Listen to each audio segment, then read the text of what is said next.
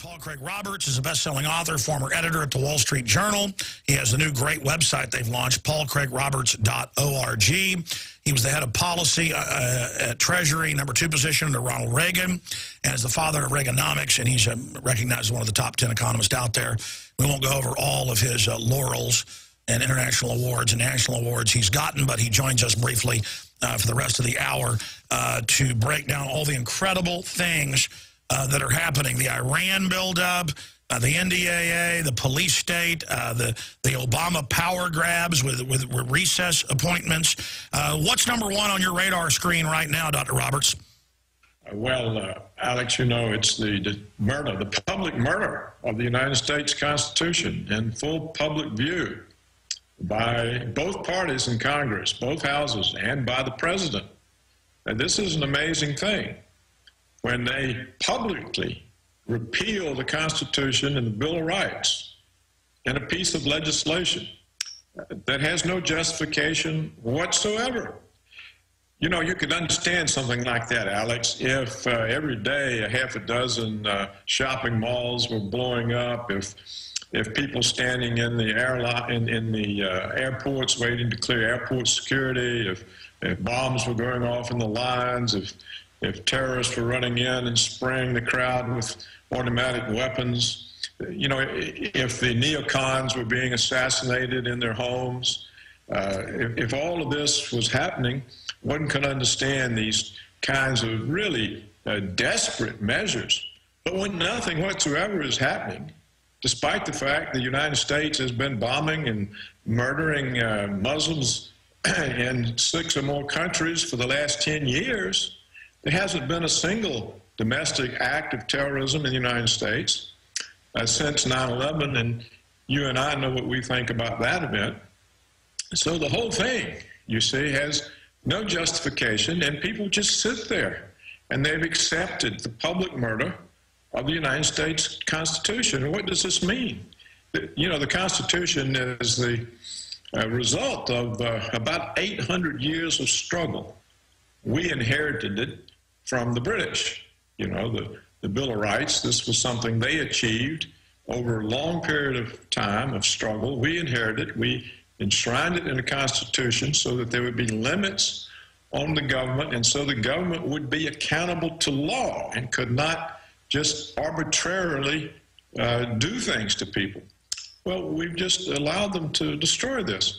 And there's no objection. Of all the candidates, all the visible candidates, you know, the Democrats and the Republicans, contending for the presidency, only Ron Paul has made an issue of this.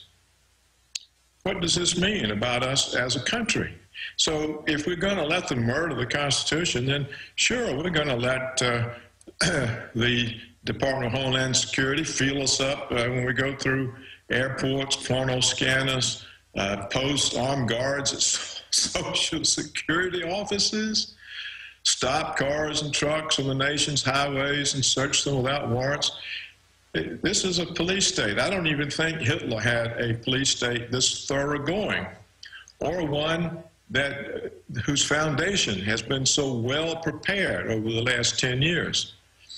So that's what's on my mind. You know, who's doing anything about it other than the ACLU? Now, I know you talk about it, I talk about it, but we don't have any way of actually doing anything about it, and the people seem to be accepting it. Well, obviously, throughout history, governments that massively erode liberties in the name of safety, it's always that corrupt government system that is the true ultimate threat, much more so than some foggy, staged, fake terror threat. But here's the $64 million question that I want your perspective on, Dr. Roberts. Why are they accelerating internet censorship and admitting it's censorship, even when the 80 inventors of the internet come out and say it's that, Chinese-style, communist, you know, selective kill switch? Why are they admitting torture, NDAA, wireless wiretapping, all of this? Why are they moving so quickly right now and so openly? What are they planning? What are they doing this ahead of? Yes, that's a good question. Obviously, they want to shut us up and stop the only access we have to any real information. which is on the internet. So what are they planning? Well, they may be preparing for economic catastrophe. There's obviously not an economic recovery. There cannot be an economic recovery when you've moved the entire manufacturing sector offshore, along with so many of the middle-class professional skill jobs. So they've run out of the ability to keep the economy going with consumer debt. So there's no recovery. What does that mean for the deficit? It's going to be bigger. The unemployment is going to be worse. There's going to be more protests, more hardship. So, and the financial situation has not been fixed. And so the deteriorating economy will renew all the pressures on the financial system. So they're worried about all that. They obviously are planning more wars. They've got Syria in their sights. They've got Iran in their sights. Even China. They now talk about their war plans for China. So they're preparing big things for us. Economic collapse at home, more wars abroad. And they want to be sure that we simply can't use the internet and the various kinds of social information networks to get information or to oppose these developments. That's right, Doctor. You just put your finger directly on it. That's why, and I'm not a fan of the Communist Chinese, but the point is, their president came out, as you know, a month ago and said, we're preparing for war with the U.S. It looks like they're going to try to encircle us. The bases are being set up, so prepare for war with the United States. The Russians, who've not had an aggressive posture, are now having to say, okay, they're getting ready for war with us, get ready. It's going to be hard for the Russians to do that because they have foolishly allowed these non-governmental organizations that are funded by the American Endowment for Democracy to come in and muck around in the elections and organize street protests. And the Russians now are being seduced with membership in the World Trade Organization, so that we are I don't mean you and I, but so that Washington or whoever is pulling all the strings, so that they now have access to Russian leaders that they can purchase with money. That's the way the United States controls the world. It buys the leaders of all the other governments. Now, it's unable to do that in China and in Iran, but everywhere else it seems to have access and basically just purchases the leadership of those countries. And so that the leaders of those countries no longer represent their own country, their own people. They represent Washington's interest. I mean, why else is NATO fighting American wars in Central Asia or North Africa? There's nothing to do with NATO. Well, they want part of that $500 billion in opium coming out of Afghanistan a year. But looking at this, now openly having the aircraft carriers, Strait of Hormuz, Iran threatening, don't bring your carriers back, U.S. troops arriving in Israel for what Israel calls a deployment, not a drill. Just crazy, crazy things happening. And I think you also hit the nail on the head again when you pointed out whoever's pulling the strings. This is not America. This is not our government. This is this global corporate consortium that controls the United States just like it controls others. And so what is the end game? I mean, as an economist with what's happening in Europe, the acceleration of currency devaluations, I mean, if you were to step into their shoes, their mindset, what do you think their method of their madness is? Well, you see, the European banks were ruined by Wall Street, all the junk securities that Wall Street sold them under false pretenses. So that damaged them. And then they now, on top of that, they have this sovereign debt crisis, you know, the Greek debt, the Italian debt. And what Washington is doing, or whoever's pulling the strings, is using the hype of the European sovereign debt crisis to strengthen the dollar, to drive down the euro and drive down gold and silver and strengthen the dollar so that they can pull off this next big war front that they've got planned. So, and the reason they're putting American troops in Israel is that if they give Israel the green light to attack Iran, and Iran retaliates, the retaliation will probably hit some of the American troops who have been stationed around Israel, and then that gives Washington a reason to join in the war. I was about to say, I have the reporter, they're peppering them at all of the main bases the Iranians are sure to hit. Yeah, right. So Washington can say, oh, they killed our soldiers, and be off to war. So I think that all of that is what's in the cards, and people will sit without good information, unless the whole country watches you, a few other places. They'll sit without good information and be sucked into another hoax. And it's getting more and more dangerous because I think the Chinese and the Russians didn't get too disturbed about Iraq and Afghanistan. They may have seen it as a way of letting the Americans get themselves into a mess and bankrupt the government's budget and so on. But it's now getting closer and closer to them. You see, as we've talked before, the overthrow of Gaddafi, the war against Libya, this was directed at the Chinese oil investments in eastern Libya. The setup of Syria is directed at the Russian naval base in Syria.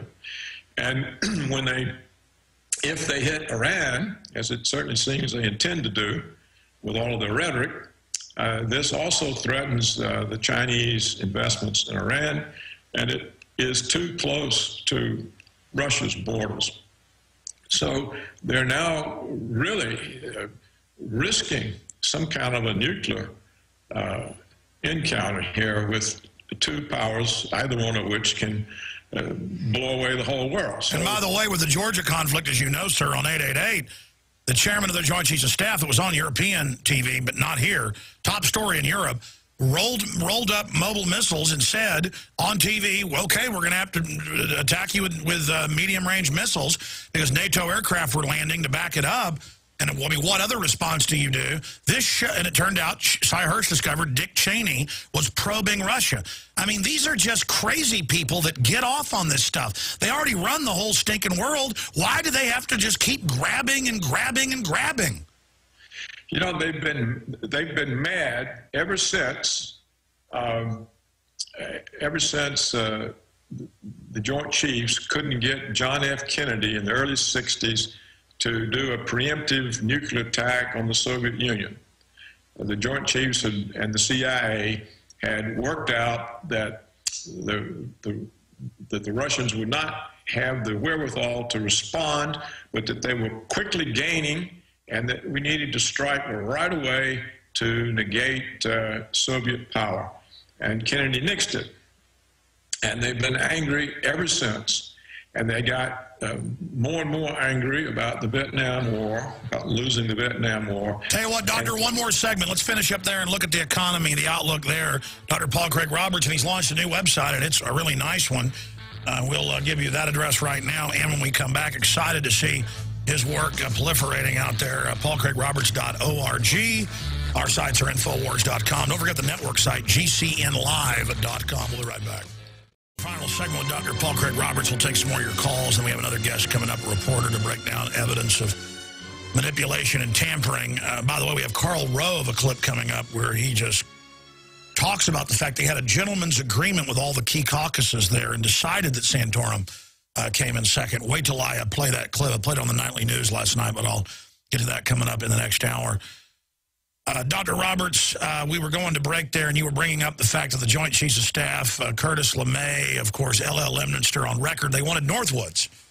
And it turns out that one of their chief adjuncts became the boss of Dick Cheney, and they all learned about COG and taught George Herbert Walker Bush about how great martial law could be to bring in a takeover. Probably. Yeah. Well, I think we kind of covered that. You wanted to get on to the economy. Yes, just briefly. What do you see there? Well, there can't be a recovery because the economy has been moved offshore. And we have very high unemployment. We have a huge employment deficit over the last 10 years. And so far, the dollar is holding together because the government has been operating against the bullion markets. And it's using all this hype about a European debt crisis to keep the euro down. But you've got to figure what do they do when the economy worsens, the unemployment rises, the tax revenues fall more, the deficit gets bigger. They've got to be able to sell these bonds somewhere. And if there's no market for them, then the Federal Reserve buys them. That is, it monetizes them. It creates new money to pay for them. Sooner or later, all that new money will find its way into the economy and drive up prices, or else the constant monetization of debt will cause the rest of the world to give up on the dollar. And that, this, in my view, is the real check on Washington's power, or on the power of those pulling the strings. At some point, there's going to be too many dollar claims for the value of the dollar to support it, and it's going to bite the dust. And when that happens, so does the power of Washington. And I think that is a more likely thing to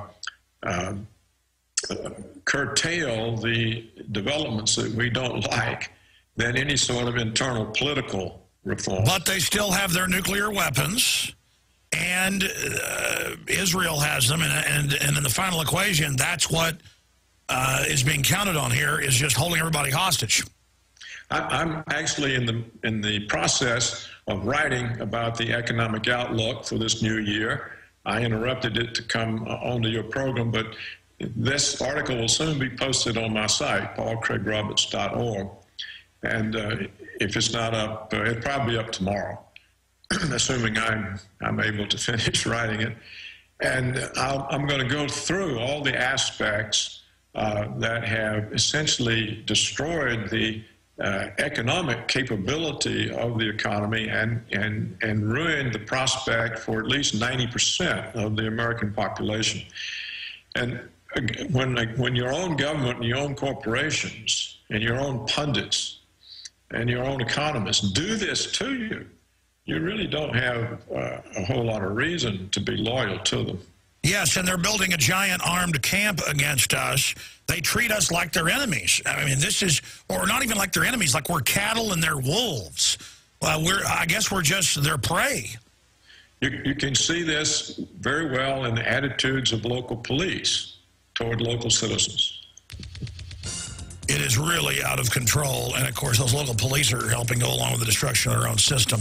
A lot of police are waking up. Dr. Roberts, congratulations on launching your site. We'll talk to you very soon. Thank you, Alex. I enjoyed being with you. Enjoy having you. Have a great new year. Into 2012.